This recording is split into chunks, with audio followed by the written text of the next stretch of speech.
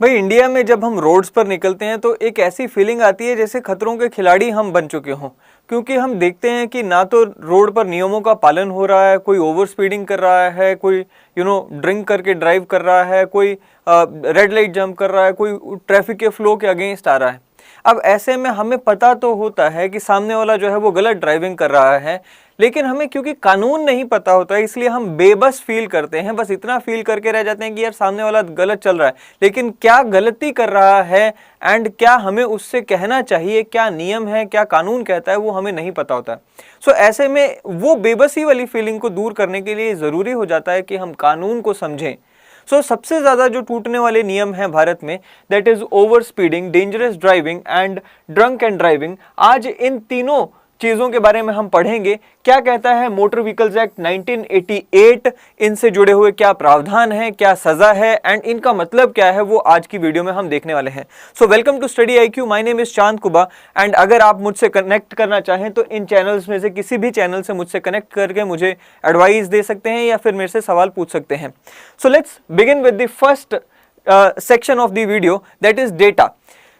भाई अगर हम आंकड़ों की बात करें तो ऑन एन एवरेज पिछले कई साल के आंकड़ों की अगर हम बात करें तो देखा जा रहा है कि लगभग 70% ऑफ द रोड एक्सीडेंट्स की जो वजह है वो है ओवर स्पीडिंग एंड 70% से जो ज़्यादा डेथ्स हो रही हैं भारत में एक्सीडेंट्स की वजह से, वो ओवर स्पीडिंग की वजह से हो रही हैं। साथ ही हमें देखने को मिल रहा है कि लगभग 5000 ऐसी डेथ्स हमें देखने को मिलती हैं जहां पर ड्रंक एंड ड्राइविंग के केसेस इन्वॉल्व हैं। And rest of the cases में भी अगर हम बात करें तो जो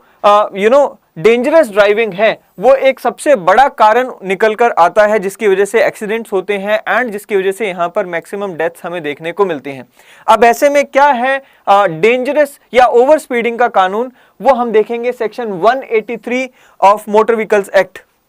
section 183 of motor vehicle acts में यहां पर डिफाइन किया गया है एक्सेसिव स्पीडिंग को एंड कहा गया है कि whoever drives or causes any person। अब देखिए यहां पर भाषा को समझे,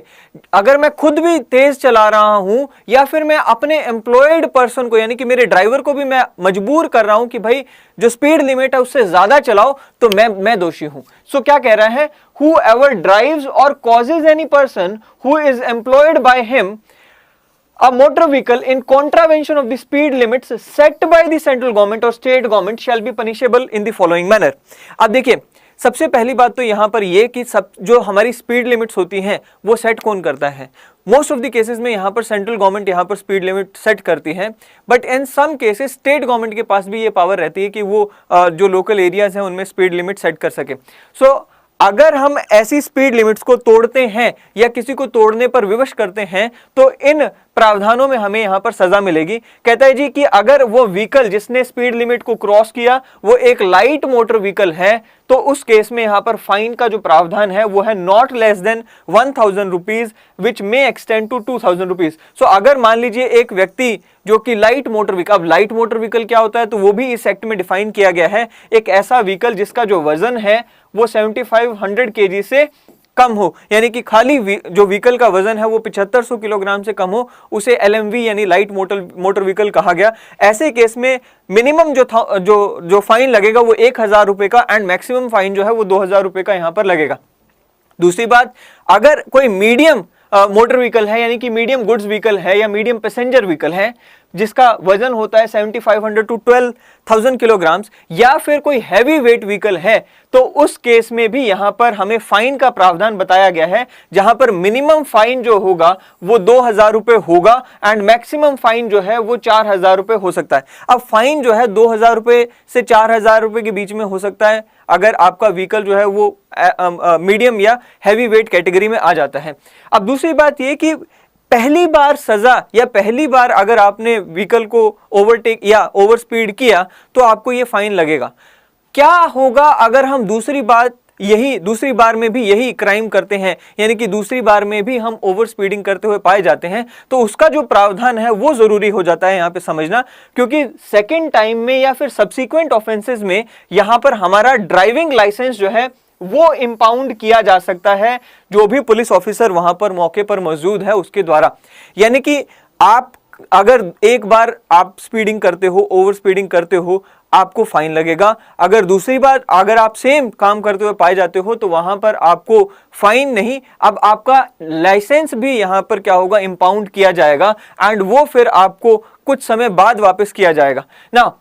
एक और चीज ये कि क्या एक पुलिस वाला अपनी मर्जी से कह सकता है कि भाई तुम जो है ओवर स्पीडिंग कर रहे थे, या फिर उसके पास कोई सबूत होना चाहिए? तो उसका भी यहां पर प्रावधान दिया गया है। यहां पर बताया गया है कि एक जो पुलिस वाला है वो अपनी विश के ऊपर यहां पर डिसाइड नहीं कर देगा कि भाई मैं ओवर स्पीडिंग कर रहा था या नहीं कर रहा था। बेसिकली उसके पास एक सबूत होना चाहिए एंड वो सबूत कहां से आएगा? That is obtained by the use of some mechanical और इलेक्ट्रॉनिक डिवाइस, यानी कि कोई मैकेनिकल एंड इलेक्ट्रॉनिक डिवाइस के द्वारा उसके पास कोई प्रॉपर सबूत होना चाहिए जहां पर ये डिफाइन हो या जहां से ये सबूत मिलता हो कि मैंने ओवर स्पीडिंग की। सो अक्सर हम देखते हैं ऐसे जो डिवाइसेस लेकर पुलिस वाले जो हैं वो खड़े रहते हैं रोड्स पर एंड वो चेक करते हैं कि ओवर स्पीडिंग हो रही है या नहीं हो रही है। सेकंड, अगर हम सेक्शन की बात करें, डेंजरस ड्राइविंग, यानी कि ये एक बहुत ही वाइड सेक्शन है। 2019 में जो अमेंडमेंट हुई मोटर व्हीकल्स एक्ट में, उसके बाद इसको बहुत ही वाइड सेंस में डिफाइन किया गया है एंड बहुत ही शानदार सेक्शन है। आई बिलीव कि अगर आप ये सेक्शन को समझ लोगे तो जितने भी आप छोटे छोटे रूल्स तोड़ते हुए दिखाई देते हैं आपको लोग, उन सबको आप इस कैटेगरी में आप रख सकते हो। जैसे कोई रेड लाइट जंप कर गया या फिर कोई यहाँ पर रॉन्ग डायरेक्शन में ड्राइव कर रहा है, वो बेसिकली सब यहाँ पर डेंजरस ड्राइविंग में ही आ जाते हैं। सो अगर ये सेक्शन समझ लिया, एटलीस्ट आपको ये पता होगा कि उस व्यक्ति ने जिसने रेड लाइट जंप किया उसको मिनिमम फाइन कितना हो सकता है एंड यहाँ पर मैक्सिमम फाइन कितना हो सकता है, सजा कितनी हो सकती है। सो वो सब यहाँ पर आपको देखने को मिलेगा। कहता है जी, whoever drives a motor vehicle at a speed or in a manner which is dangerous to the public, यानी कि कोई ऐसा व्यक्ति जो कि ऐसे तरीके से साधन को चलाए जो कि डेंजरस टू पब्लिक हो, या फिर which causes a sense of alarm, या मेरे मन में यानी कि रोड के साइड पर खड़ी हुई पब्लिक के मन में या रोड पर चलती हुई पब्लिक के मन में अलार्म यानी कि भय यानी कि डर पैदा करे, उसको हम यहां पर क्या कहेंगे? Dangerous driving. साथ ही में ये भी कहता है कि अलार्म और distress to the occupants of the vehicle. मान लीजिए मैं एक बहुत ही गलत तरीके से गाड़ी चला रहा हूं और मेरे व्हीकल यानी कि मेरी गाड़ी में बैठे हुए जो मेरे रिश्तेदार हैं या जो मेरे फैमिली मेंबर्स हैं, उनके भी मन में अगर ये भय पैदा हो रहा है, वो भी डेंजरस ड्राइविंग की कैटेगरी में आ जाता है। और जो अदर रोड यूजर्स हैं यानी कि मेरे साथ जो और व्यक्ति रोड पर चल रहे हैं, उनके भी मन में अगर डर पैदा हो रहा है तो वो भी इस कैटेगरी में आ जाता है। अब एक चीज और कि क्या मैं हाईवे पर अगर 100 की स्पीड पर गाड़ी चला रहा हूं वो डेंजरस ड्राइविंग में आएगा, या फिर मैं एक छोटी गली में डेंजरस ड्राइविंग कर रहा हूं यानी कि छोटी गली में यहां पर रैश ड्राइविंग में कर रहा हूं या ओवर स्पीडिंग कर रहा हूं, वो डेंजरस ड्राइविंग में आएगा। तो उसके लिए कहा गया कि having regard to all the circumstances of the case including the nature, condition and use of the place where the vehicle is driven, यानी कि हर जगह पर ओवर स्पीडिंग कर देना डेंजरस ड्राइविंग नहीं है। आप ये देखोगे कि किस जगह पर डेंजरस ड्राइविंग या ओवर स्पीडिंग हो रही है। मान लीजिए एक गली है, छोटी सी गली है, एक छोटी सी सड़क है जहां पर maximum speed 30 kilometre per hour की होनी चाहिए, 30 किलोमीटर पर आवर की होनी चाहिए, वहां पे मैं 70 किलोमीटर की स्पीड से चला रहा हूं गाड़ी, वो डेंजरस ड्राइविंग की कैटेगरी में आ गया। लेकिन अगर एक हाईवे पर गाड़ी चल रही है जहां पर स्पीड होनी चाहिए थी 90 की और वहां पर मैं 110 की स्पीड पर चला रहा हूं, वो डेंजरस ड्राइविंग नहीं, वो ओवर स्पीडिंग की कैटेगरी में आ जाएगा। सो बेसिकली जहां पर आप गलत तरीके से गाड़ी चला रहे हो, रैशली गाड़ी चला रहे हो, वहां पर उस प्लेस को भी देखा जाएगा। अब बहुत इंपॉर्टेंट पार्ट, 2019 की जो अमेंडमेंट हुई उसमें यहां पर क्या किया, ये सारी चीजों को उसमें इंक्लूड कर दिया। डेंजरस ड्राइविंग में कहा कि अगर कोई जंप कर रहा है रेड लाइट को, वायलेट कर रहा है स्टॉप साइन को, use of hand held communication device while driving, आप कई बार देखते हैं लोगों को कैमरा यूज कर रहे होते हैं, फोन यूज कर रहे होते हैं, कम्युनिकेशन डिवाइस, राइट, सो वो भी यहां पर क्या आ जाएगा डेंजरस ड्राइविंग में। पासिंग और overtaking other vehicle in a manner contrary to law. अब कानून क्या कहता है कि अगर मैं एक व्हीकल को पास कर रहा हूं, ओवरटेक कर रहा हूं, तो राइट से ओवरटेक करूंगा, लेकिन जनरली हमें देखने, अरे ये तो कानून का बिल्कुल अपोजिट हो चुका है भारत में। क्या जनरली हम देखते हैं लेफ्ट से ओवरटेक कर रहे होते हैं, राइट में बड़े आराम से ट्रक चल रहा होता है, लेफ्ट में एकदम ये निकल गया। अब क्या हो गया, ये डेंजरस ड्राइविंग की कैटेगरी में आ गया। अच्छा, फिर कहता है जी driving against the authorised flow, ये इंडिया में बहुत ही कॉमन हो चुका है। अब वो खतरों खिलाड़ी मैंने कहा ना कि भाई हम तो भाई दुनिया के अगेंस्ट चलेंगे, हम तो नदी के बहाव के बिल्कुल अगेंस्ट बहेंगे, वो वाला भी जो है यहां पर डेंजरस ड्राइविंग में आ जाएगा। or driving in any matter that falls below or falls far below what would be expected of a competent or a careful driver, and where it would be obvious to a competent and careful driver that driving in that manner would be dangerous. अब ये जो आखिरी आप देख रहे हो ना sub clause,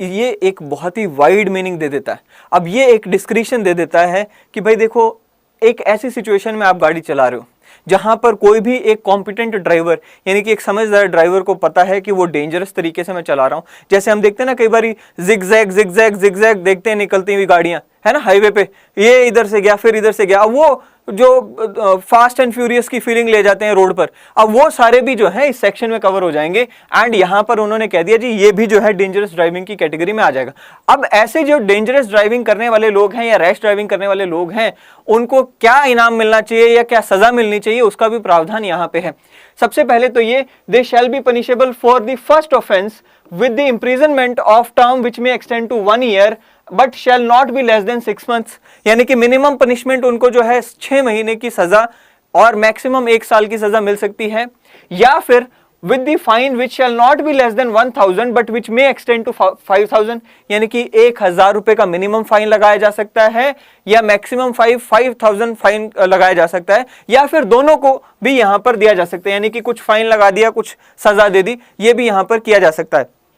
साथ ही में ये बता दिया गया फॉर एनी सेकंड और सब्सिक्वेंट ऑफेंस, क्योंकि हम भाई इंडिया में हैं, इंडिया वाले क्या है ना, गलती करते हैं फिर दोबारा रिपीट करते हैं फिर दोबारा रिपीट करते हैं। सो यहां पर हमारे प्रावधान है क्या कि भाई आपको अगर पहली बार डेंजरस ड्राइविंग के लिए पकड़ा गया तो ये सब होगा, दूसरी बार अगर विद इन द 3 इयर्स आप दोबारा यही काम करते हुए पाए जाते हो तो क्या होगा। कहते हैं जी फॉर द सेकंड और subsequent offence if committed with in the 3 years of the commission of the previous similar offence with the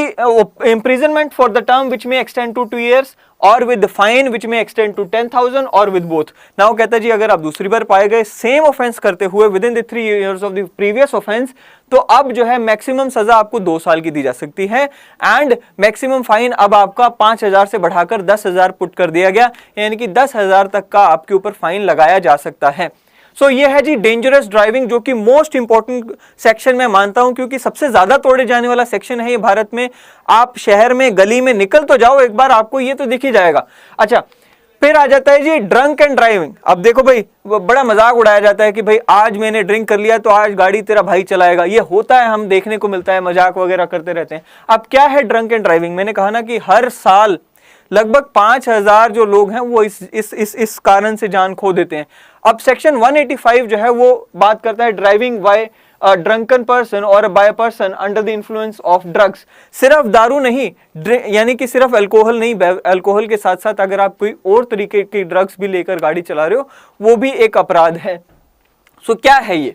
whoever while driving or attempting to drive a motor vehicle, यानी कि सिर्फ drive करते हुए पकड़े गए ऐसा नहीं है, आप कोशिश कर रहे हो ड्राइव करने की, है ना, कई बार बैठ जाते हैं एंड वो चाबी लगाकर वो स्टार्ट ही नहीं हो रही और कोशिश कर रहे हैं। अब वहां पर भी आ गया कि ड्राइव कर रहे हो या फिर दारू पीने के बाद आप अटेम्प्ट कर रहे हो ड्राइव का, वो भी इस सेक्शन में कवर कर लिया।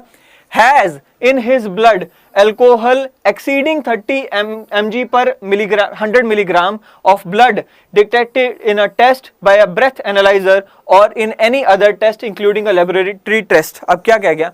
कहते हैं कि भाई 100 मिलीग्राम में 100 मिलीलीटर ऑफ ब्लड में 30 मिलीग्राम्स ऑफ अल्कोहल अगर पाई जाती है, उससे ज्यादा पाई जाती है, तो यहां पर आप इस सेक्शन की कैटेगरी में फॉल कर जाओगे, यानी कि ड्रंकन ड्राइविंग की कैटेगरी में फॉल कर जाओगे। या फिर is an under the influence of a drug to such an extent to be incapable of exercising proper control over the vehicle, यानी कि कई बार हम देखते हैं कि हमने